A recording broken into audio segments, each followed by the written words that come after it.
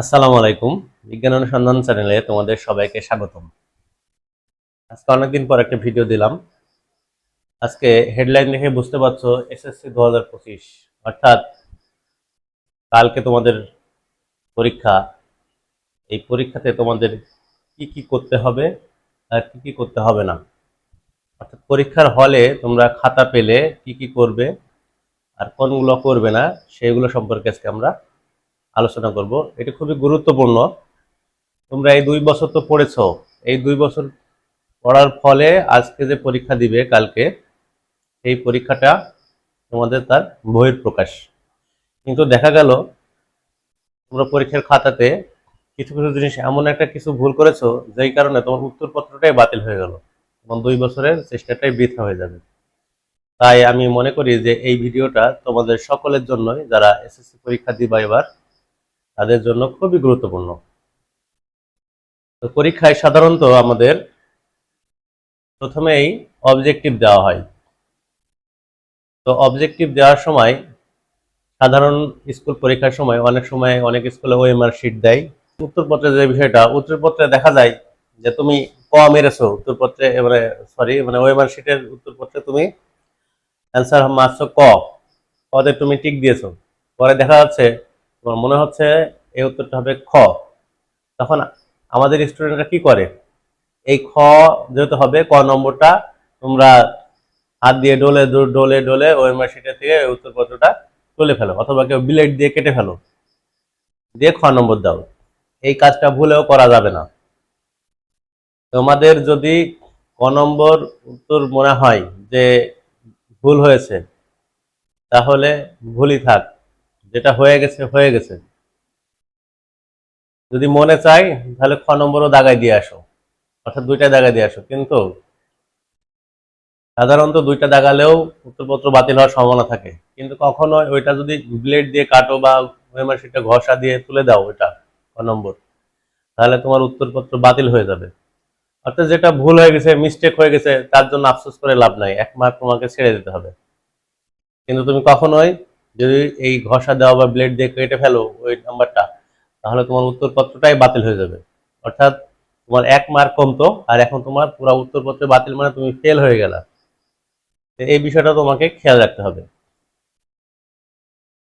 তো মূল বিষয় হচ্ছে যে তোমার ওএমআর শিট এর number, roll number, registration number, এইগুলো ওএমআর শিটের কত নম্বর মারবে সেগুলো খুব নিখুঁতভাবে ভেবেচিন্তে মারবে। প্রতিবারে প্রশ্ন দেখবে আর প্রশ্নের পরে উত্তর দেখবে, আমি কোনটার উত্তর কত নম্বরে মারছি। দেখা যাচ্ছে 21 নম্বরের উত্তর তুমি মারছো 22 নম্বরে, তাহলে তো হবে না। এইরকম প্রতিটা প্রশ্ন এবং উত্তর মিলাবা, মিলাই কমারবো না কমারবো ভালো করে দেখে তারপরে ভরাট করবো।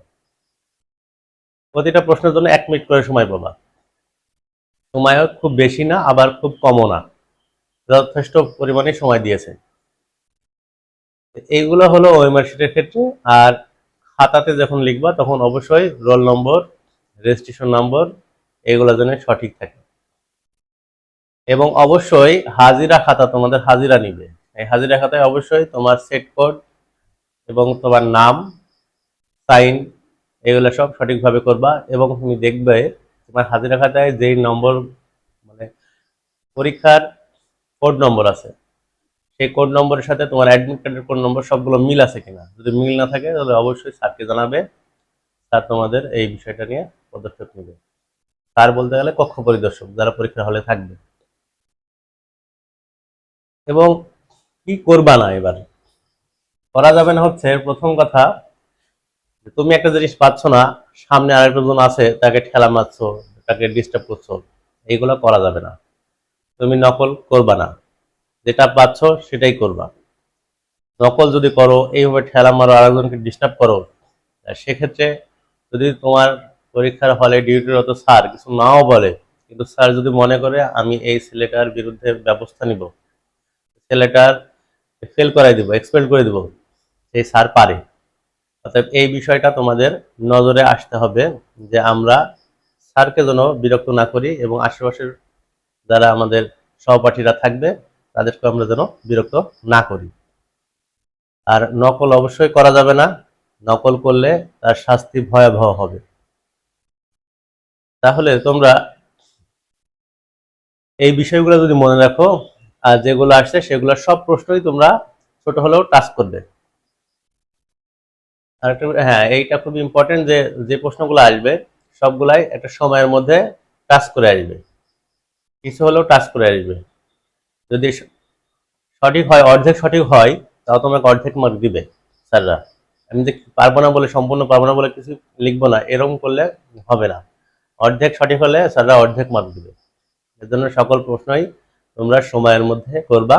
আর অবশ্যই সেটা দেখবে যে সময়ের মধ্যেই যেন তুমি ভাগ করে নিবে, যে এই সময়ের মধ্যে আমার এই প্রশ্নের অ্যান্সার দিতে হবে, অর্থাৎ প্রতিটা প্রশ্নের জন্য আমার কতটুকু সময় লাগবে, এটা ভাগ করে নিয়ে ওই সময়ের মধ্যে তুমি প্রত্যেকটা প্রশ্ন করবে।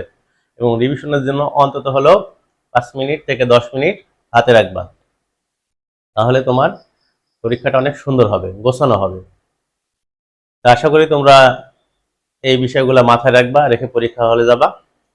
আর একটা বিষয় হচ্ছে যে এখন বর্তমানে যে অবস্থা, বৈশাখ মাস, যে কোনো সময় ঝড় বৃষ্টি, কারেন্ট নাও থাকতে পারে। তো নিজের তত্ত্বাবধানে যদি চার্জার, লাইট, মোমবাতি এই জাতীয় জিনিস যদি নিয়ে যেতে পারো তাহলে নিয়ে যাবা। সেক্ষেত্রে ইমার্জেন্সি যদি আলো স্বল্পতা হয়, যে কারো আশায় বসে না থেকে তুমি তোমার চার্জার লাইট দিয়ে পরীক্ষাটা সহজে দিতে পারবে। মোমবাতি হলে অন্তত নিয়ে যেও। তো এগুলো মনে রাখলেই আশা করি তোমাদের পরীক্ষাটা ভালো হবে। আমাদের দোয়া থাকবে যে তোমাদের সকলের জন্য পরীক্ষা ভালো হয়, আল্লাহ যেন তোমাদের মনের আশা পূরণ করে। তো ধন্যবাদ সবাইকে। আসসালামু আলাইকুম।